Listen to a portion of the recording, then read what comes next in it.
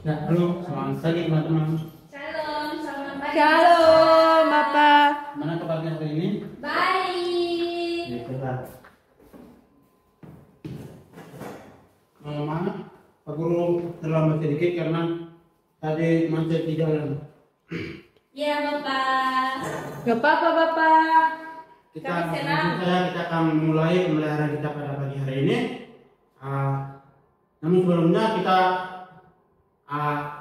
saya mengundang teman-teman untuk bagi berdiri semua. Kita akan memulai dengan menyanyi supaya kita semangat teman-teman semua untuk bagi berdiri. Kita akan menyanyi lagu yang berkata Aku Mencintai. Kita tolong bisa kita tolong. Oke, Bapak.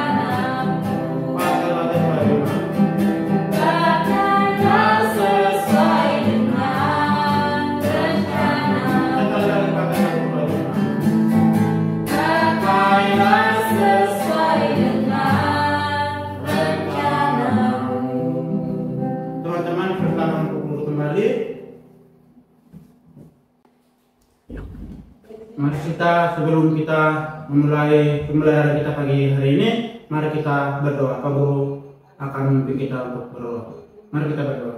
Kami mengucap syukur Tuhan untuk pagi hari ini kami boleh berkumpul dalam rumah kami masing-masing di tempat ini. Kami mau belajar, Tuhan membuka hikmat pengetahuan dan kami supaya kami boleh mengerti, memahami setiap materi mata kuliah yang kami akan belajar pada pagi hari ini. Kami berdoa dan bersyukur, kami serahkan waktu dari Tuhan pertanyaan pada akhirnya dan dalam tangan-Mu. Haleluya, amin. Oke, baik teman-teman. Ibu akan memperkenalkan rencana pelaksanaan pembelajaran kita di pagi hari ini, atau biasanya kita kenal sebagai RPP. Ya, menjadi materi pembelajaran kita di pagi hari ini yaitu kasih Allah akan dunia ini di dalam Yohanes pasal 3 ayat 16. Nah, sebelum Ibu memperkenalkan beberapa dari RPP kita, maka ada pepatah mengatakan tak kenal maka tak sayang. Jadi, perkenalkan nama Ibu Nisca, bisa dipanggil Nisca aja, biar lebih gampang untuk teman-teman bisa. Halo Ibu Nisca.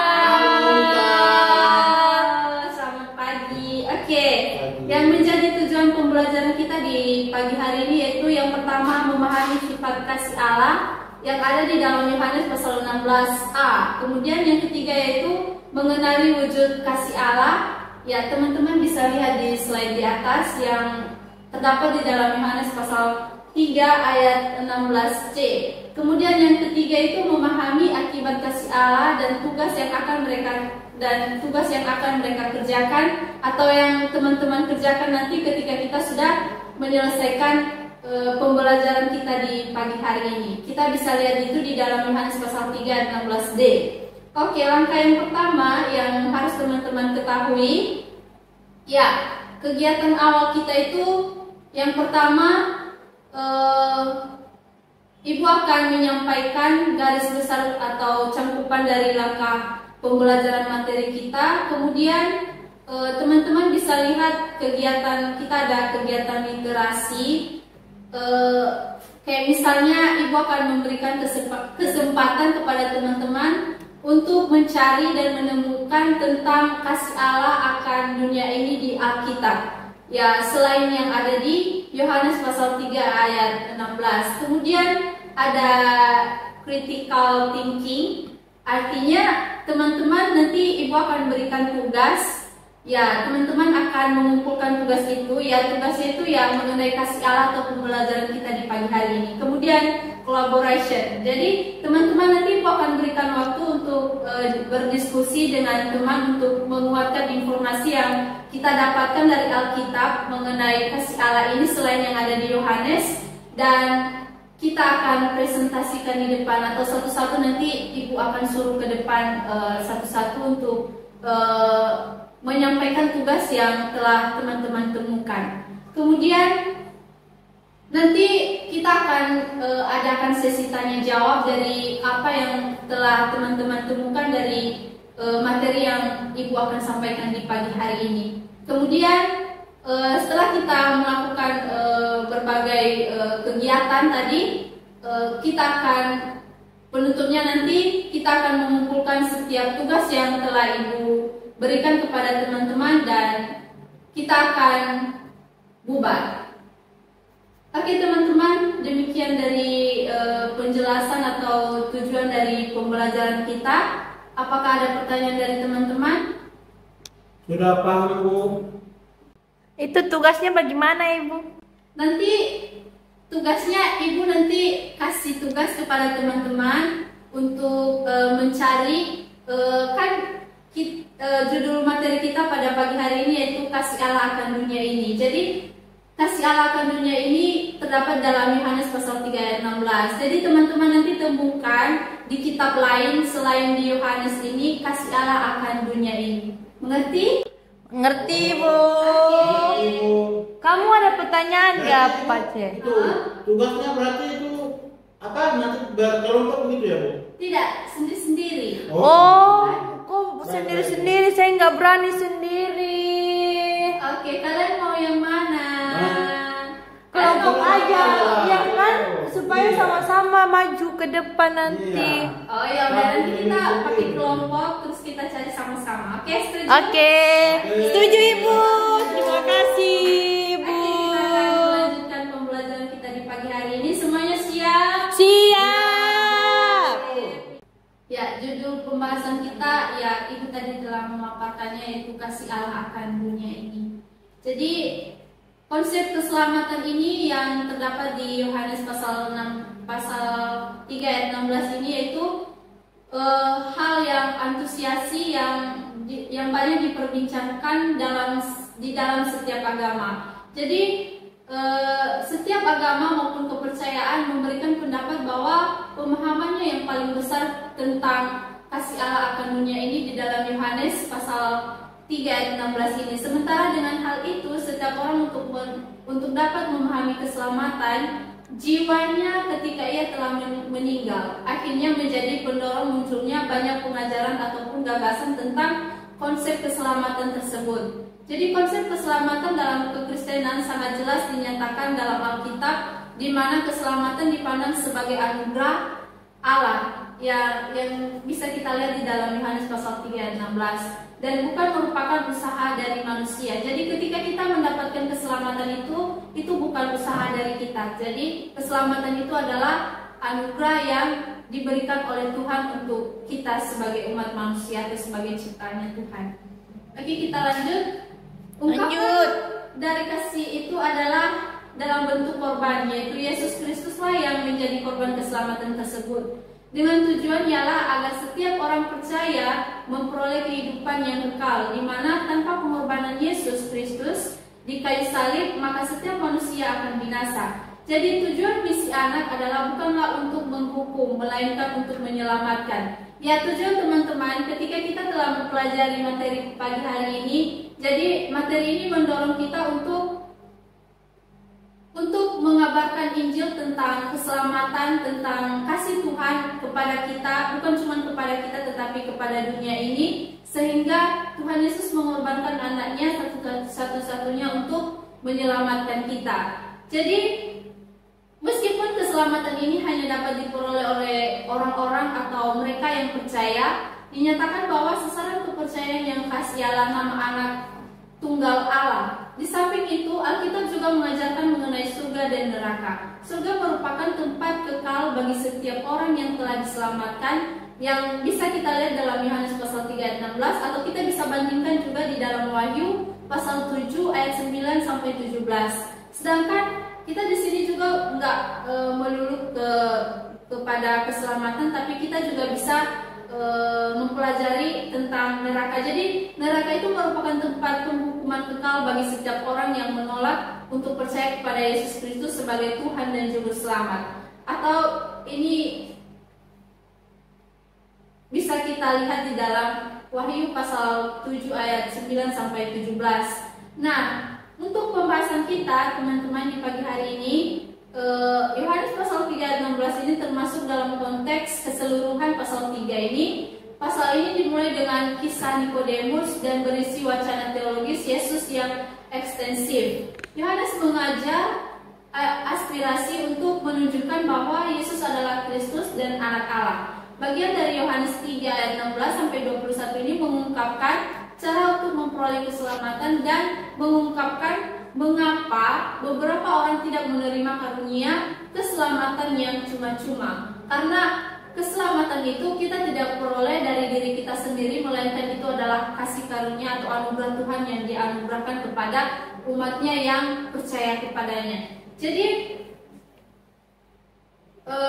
pertama, teks ini berbunyi, sebab begitu besar kasih Allah akan dunia ini, sehingga ia mengaruniakan anaknya yang tunggal, supaya barang siapa percaya kepadanya tidak binasa, melainkan memperoleh hidup yang kekal. Jadi merupakan dari ayat kitab Yohanes ini, pasal 3 ayat 16 ini merupakan percakapan Yesus jelas kepada Nikodemus. Jadi Yesus pada saat itu sedang bercakap-cakap kepada Nikodemus. Jadi di sini Tuhan Yesus berkata, sebab begitu besar kasih Allah akan dunia ini, sehingga ia mengaruniakan anaknya yang tunggal, supaya barang siapa percaya kepadanya tidak binasa, melainkan memperoleh hidup yang kekal. Konteks langsung diambil dari perikop Perjanjian Lama tentang ular tembaga di padang gurun, atau kita bisa bandingkan dalam Perjanjian Lama bagi mereka yang akan melihatnya. Konteks yang lebih besar adalah tentang kelahiran kembali dan percakapan Yesus dengan Nikodemus. Bagaimana Roh, Anak, dan Bapa menyelesaikan penebusan. Kata untuk segera dihubungkan dengan objek dari ayat terakhir secara instrumental. Setiap orang yang beriman tidak boleh binasa karena Allah mengutus anaknya kepada orang-orang yang beriman. Kata untuk dari ayat tersebut menghubungkan pemikiran dan ayat sebelumnya. Kita bisa lihat di konteks dekatnya aja, kita bisa lihat di Yohanes 3 ayat 15 dengan ayat 16, atau kita bisa bandingkan dengan ayat 16. Jadi kata untuk adalah transitif. Perlu juga dicatat bahwa Yohanes 3 ayat 16 ini mengingatkan janji dan prolog yang terlihat dalam 1 Yohanes pasal 1 ayat 12 sampai 13, dan mempersiapkan pembaca Injil untuk menghadapi wilayah keselamatan Allah yang diperluas tidak hanya untuk Yahudi tetapi juga untuk Samaria dan bukan Yahudi dan Yohanes. Kita bisa lihat dalam Yohanes pasal 4 ayat 1 sampai 54. Oke, sejauh dari penjelasan Ibu apakah ada yang bertanyakan? Tidak ada. Sudah jelas, Bu. Oke, kita lanjut. Lanjut. Kasih Allah, kasih ini adalah Tuhan. Jadi tata bahasanya secara harfiah begitu besar kasih Allah. Kata keluar atau hutos adalah penekanan yang digunakan begitu. Jadi dari ayat tersebut ini bukan kasih umum tetapi kasih empati. Yang tidak ada lebih tinggi dari ini. Kata begitu menekankan bentuk kata kerja atau aorist dari kata kerja hugapsen. Jadi bertindak sebagai kata keterangan dalam hal ini terhubung secara vital sebagai partikel insertif sebelumnya dengan kata kerja kasih. Ada pertanyaan? Ada. Oke, kita lanjut. Sebagai kata keterangan itu menunjukkan tingkat intensitas dari kata kerja yang akan dinyatakan, seperti yang sering dicatat. Frasa secara keseluruhan karena Allah begitu mengasihi dunia adalah klausa yang melekat pada klausa hasil bawahan yang diberikan. Jadi hal ini penting karena menyebabkan frasa berdiri sendiri, kecuali hubungan antara ayat terakhir dan kata untuk. Tetapi karena terakhir kata dari kalimat adalah kunci untuk membantu kita memahami konstruksinya. Artinya akan tetap sama. Artinya kemudian cukup lurus ke depan dalam bahasa Yunani, atau tidak hanya untuk mengasihi dunia, tetapi dia sangat mengasihi dunia dengan tegas, terlihat dalam penggunaan kata keterangan outment-nya yang sering diabaikan. Oke, kita lanjut. Penggunaan khusus dari kata hauptsen atau kasih adalah untuk mengasihi sesuatu yang khusus untuk senang dalam objek. Kasih yang dibicarakan di sini oleh juru selamat tidak dapat menjadi kasih yang lebih rendah daripada kasih Allah. Memilih indikatif aktif aorist dari agapao adalah kata begitu umum dalam Injil untuk bentuk kasih tertinggi. Ini sering digunakan di sini dalam tulisan-tulisan Yohanes. Kita bisa lihat dalam Yohanes 14 ayat 23 dan kita bisa lihat juga di dalam Yohanes pasal 17 ayat 23, atau juga kita bisa lihat dalam sebagai ini teman-teman sebagai kan tadi ada tugas sama kita, jadi kita bisa banding-bandingkan. Nanti kalau misalnya teman-teman mencari tugas yang akan Ibu berikan, nanti teman-teman bisa bandingkan di dalam Yohanes pasal 14 ayat 23 dan pasal 17 ayat 23, dan kita bisa juga bandingkan di dalam 1 Yohanes pasal 3 ayat 1 dan juga pasal 4 ayat 10. Jadi kita lanjut ya. Ini digunakan untuk kasih Allah bagi orang-orang pilihannya. Jadi kita bisa juga bandingkan di dalam 2 Tesalonika pasal 2 ayat 16 dan Roma pasal 5 ayat 8 dan juga Efesus pasal 2 ayat 4. Jadi teman-teman gak usah perlu pusing-pusing lagi. Nanti kalau misalnya teman-teman ada tugas kelompok, ya teman-teman bisa catat ya, biar jangan sibuk nanti untuk mencari tugasnya. Baik, Ibu. Oke, kita lanjut. Lanjut. Jika kasih dalam Yohanes pasal 3 ayat 16 ini begitu besar untuk seluruh dunia ini, akan menyebabkan kasih Tuhan kepada seluruh dunia menjadi lebih besar daripada kasih yang dia miliki untuk orang-orang pilihannya. Tetapi juru selamat menyatakan tidak ada kasih yang lebih besar daripada kasih seorang yang memberikan nyawa untuk sahabat-sahabatnya. Siapa sahabat-sahabatnya? Yaitu kita yang percaya kepada Tuhan. Oke, kita bisa lihat dalam Yohanes pasal 15 ayat 13. Teman-teman bisa nggak Ibu minta tolong lihat di dalam Yohanes pasal 15 ayat 13? Bisa. Ada yang bisa bacakan? Yohanes pasal 15. Yohanes berapa, Ibu? Yohanes pasal 15 ayat 13. Yohanes pasal 15 ayat 13. Saya nggak bawa kitab. Lain kali bawa kitab ya. Ya, maaf, Ibu. Lanjut. Yohanes pasal 15 ayat 13. Tidak ada kasih yang lebih besar daripada kasih seseorang yang memberikan nyawanya untuk sahabat-sahabatnya. Amin. Jadi teman-teman udah bisa mengerti kan betapa besarnya kasih Allah kepada orang-orang yang percaya kepadanya. Bukan Iya. juga cuma kepada orang-orang yang percaya, tetapi kepada seluruh dunia ini. Tuhan begitu mengasihi ciptaannya. Jadi untuk teman-teman, jagalah apa yang sudah diciptakan oleh Tuhan. Jadi guna Tuhan menciptakan kita di dunia ini yaitu untuk memelihara ciptaannya. Kita sebagai manusia, kita manusia ini adalah ciptaan yang paling Sempurna. mulia, yang paling sempurna, betul. Jadi karena kita adalah manusia yang paling mulia dan yang paling sempurna yang pernah diciptakan oleh Tuhan, maka kita dikasih tugas oleh Tuhan untuk memelihara Ciptaannya. Nah, kita lanjut ya. Iya. Nah, kasih yang dibahas di dalam Yohanes pasal 3 ayat 16 ini dikatakan bahwa begitu besar kasih Allah akan dunia ini sehingga Ia mengaruniakan anaknya yang tunggal. Ini tidak bersifat universal terhadap setiap orang, tetapi khusus terhadap beberapa orang. Maksudnya cuma kepada orang-orang yang percaya kepada Tuhan Yesus. Itulah yang memperoleh keselamatan yang berasal daripada Tuhan. Jadi Ibu tadi mengatakan bahwa keselamatan kita itu bukan usaha kita sendiri, tetapi itu adalah anugerah Tuhan yang Dia berikan kepada orang-orang yang percaya kepadanya. Amin. Amin. Oke, kita lanjut. Ada beberapa poin yang bisa kita lihat di sini. Yang pertama, kasih Allah ini memperlakukan kasih Tuhan yang tertinggi dan luar biasa, atau lebih besar dari yang tidak dapat kita pahami. Teman-teman bisa pahami nggak betapa besarnya kasih Allah? Enggak. Nah, begitulah teman-teman. Kita nggak bisa mengukur kasih Allah itu kepada setiap kita orang-orang yang percaya, karena kasih Allah itu tak terbatas bagi orang-orang yang percaya kepadanya. Jadi untuk teman-teman, sayangilah diri teman-teman karena diri teman-teman adalah ciptaan Tuhan yang paling sempurna yang Tuhan ciptakan.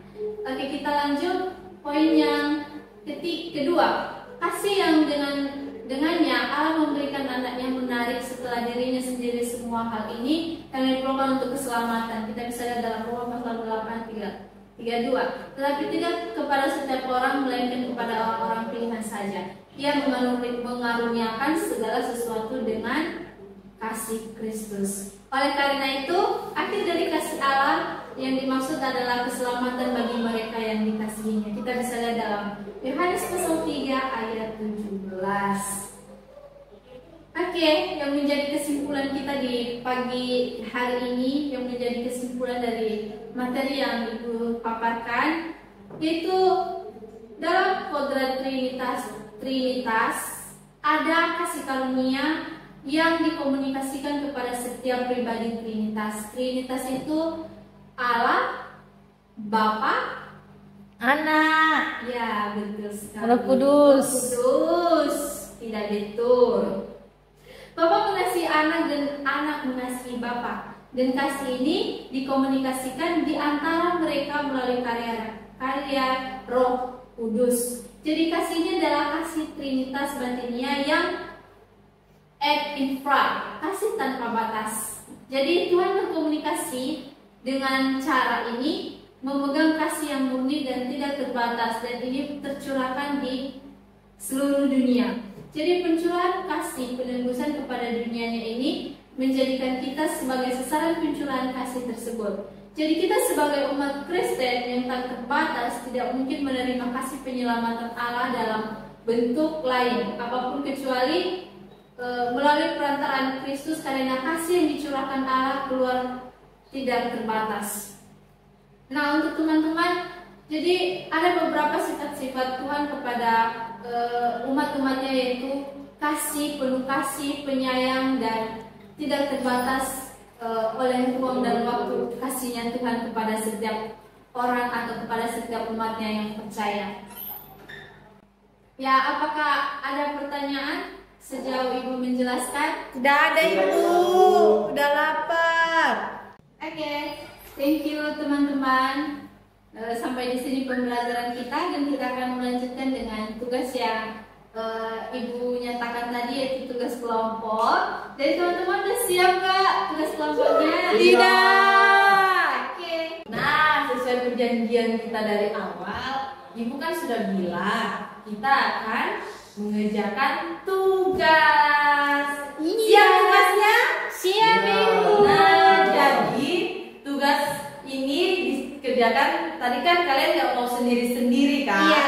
Kalian nggak mau, Ibu saya nggak mau sendiri, takut gitu. Jadi Ibu akan buat kelompok. Nah, setelah jadi kalian buat kelompok. Kalian yang buat kelompok atau Ibu yang tunjuk? Ibu aja yang tunjuk. Oke, yang angkat tangan aja ya. Ya. Yang kelompok satu, yang mau kelompok satu. Saya. Oke, yang kelompok dua. Saya, Siapa yang Bu. bergabung atau satu kelompok aja? Satu kelompok aja lah Ibu. Oke, satu Pak. kelompok aja ya. Oke. Nah, Ibu di sini jadi tugas kalian adalah kalian diskusi tentang materi tadi, yaitu kasih Allah akan dunia Ini. Jadi kalian jangan terfokus di satu ayat aja, tapi kalian ambil di ayat lain. Kalau kalian bedakan begitu kayak yang tadi dijelaskan tadi sesuai materi yang tadi ya. Siap Ibu. Ibu akan kasih waktu selama 15 menit. Oke Ibu. Oke. Oke, mulai dari sekarang kerjakan. Oke. Oke ya. Iya Ibu. Ada kesusahan? Masih belum dapat Ibu. Oh iya.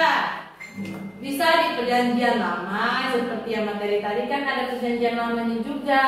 Oh, kalau misalnya konteks dekat dan konteks jauhnya itu kita cari aja Ibu atau bagaimana? Konteks jauh dan dekatnya? Iya. Iya. Oke, oke. Boleh, boleh. Oke. Boleh. Kasih Ada Ibu. Ada lagi pertanyaan? Tidak. Bingung? Tidak. Demiel?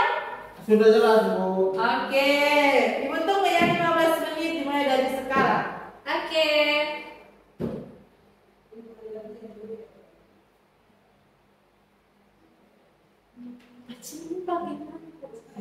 Bisa nggak Pak?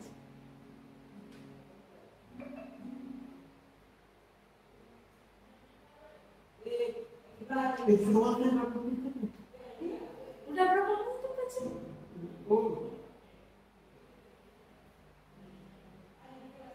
Udah? Dikit lagi Ibu. Oke, Ibu tunggu ya. Ya. Kalian Ibu mau duduk. Temiel sudah Temiel? Sedikit lagi, Bu. Oke, Misca. Aman Ibu. Dikit lagi, sedikit lagi. Oke. Ica aja Ica.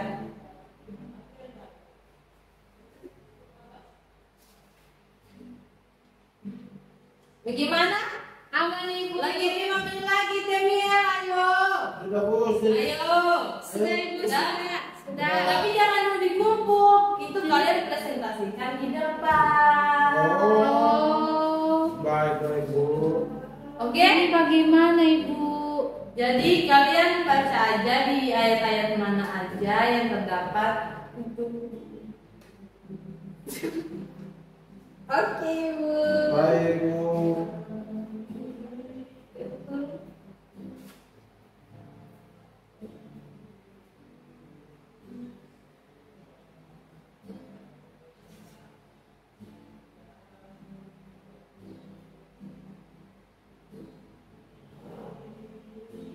Atau kalian mau nggak presentasi? Minggu depan boleh nggak Ibu? Minggu depan Oh, aja. oke.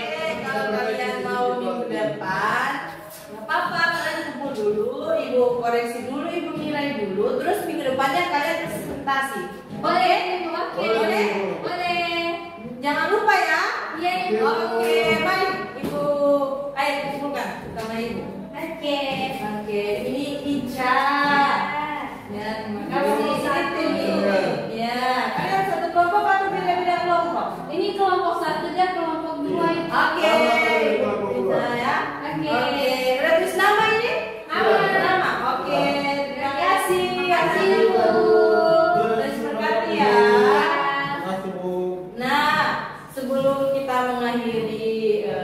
pembelajaran kita di pagi hari ini.